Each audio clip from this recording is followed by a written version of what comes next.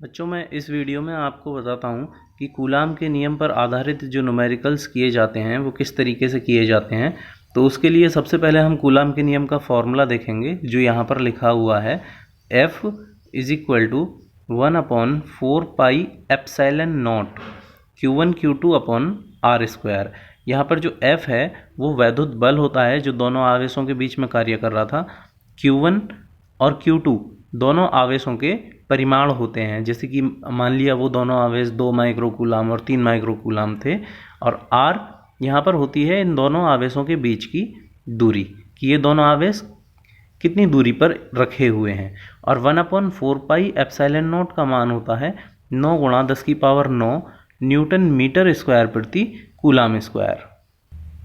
अब इसमें जो क्वेश्चन आता है वो है कि दो प्रोटॉनों के बीच की दूरी 4 गुणा 10⁻⁻15 मीटर है।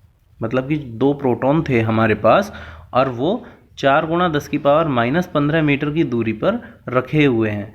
तो प्रोटॉनों के मध्य लगने वाला वैद्युत बल का परिमाण तथा प्रकृति हमको बतानी है। तो इसके लिए हम सबसे पहले नोट करेंगे कि हमको दिया हुआ क्या है। तो देखने में हमको सबसे एक ही संख्या यहाँ पर दिखाई दे रही है, 4 गुणा 10⁻⁻15 मीटर। इसका मतलब है कि दोनों प्रोटॉनों के बीच की दूरी r बराबर दिया हुआ है हमको 4 गुणा 10⁻⁻15 मीटर।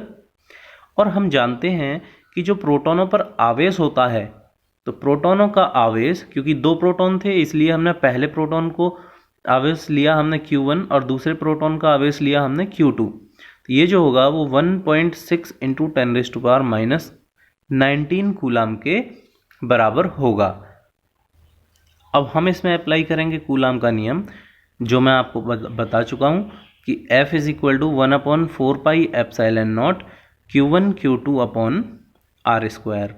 ये 1/4πε0 का जो मान है वो MKS पद्धति में होता है 9 गुणा 10⁹9, वो मैंने यहाँ पर रखा। Q1 Q2 समान ही होता है तो 1.6 गुणा 10⁻⁻19 हमने दोनों जगह रख दिया। R का मान था, उनके बीच की दूरी थी 4 गुणा 10⁻⁻15 मीटर। तो ये यहाँ पर हमने R का स्क्वायर किया हुआ था, यहाँ पर हमने इसका स्क्वायर कर दिया। अब हम इसकी कैलकुलेशन को क्या करेंगे कि ये 9 गुणा 10⁹9 को हम ऐसे ही नोट करेंगे। जब हम 1.6 और 1.6 दोनों गुणा में थे तो इनकी गुणा आ जाएगी 2.56। अब 10⁻⁻19 और 10⁻⁻19 ये हो जाएंगे 10⁻⁻38, क्योंकि गुणा में घातें जुड़ जाती हैं। अब ये 4 का जो स्क्वायर है वो हो जाएगा 16 और 10⁻⁻15, तो ये 10⁻⁻15 मीन्स 10 की घात है यहाँ पर -15 और उसका वर्ग हो रहा है। तो जब घात की भी घात होती है तो गुणा हो जाती है। यहाँ पर -15 की घात है 2, तो इसलिए 15 दूनी 30, ये हो जाएगा 10⁻⁻30। अब ये आया था हमारा 2.56। तो मैंने क्या किया, यहाँ से पॉइंट को हटाया और नीचे एक लिखने के बाद में 2 अंक लगा दिए, क्योंकि यहाँ दशमलव जो है वो 2 अंक पहले था। तो ये इस तरीके से हो गया। अब अगली स्टेप में हम क्या कर सकते हैं, ये जो पावर्स हैं या ये जो घातें हैं इनको हम एक साथ लिख सकते हैं। जैसे कि ये 10⁻⁻38 था और ये -30 है।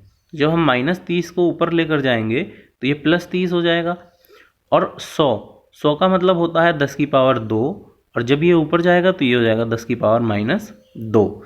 अब यहाँ पर क्या होगा कि ये 256 हो गया और नीचे था 16, तो इसको जब हम भाग लगाएंगे तो ये 16 बार ही चला जाएगा। अब यहाँ पर आएगा ये -38 और -2, -40 और +30, तो ये हो जाता है हमारा 10⁻−10। यहाँ पर जब ये 10⁻−10 है और 10⁻9 को हम इसके साथ जोड़ेंगे तो -10 + 9 ये आ जाएगा 10⁻−1, और जो अंक था हमारा वो था 9 गुणा 16।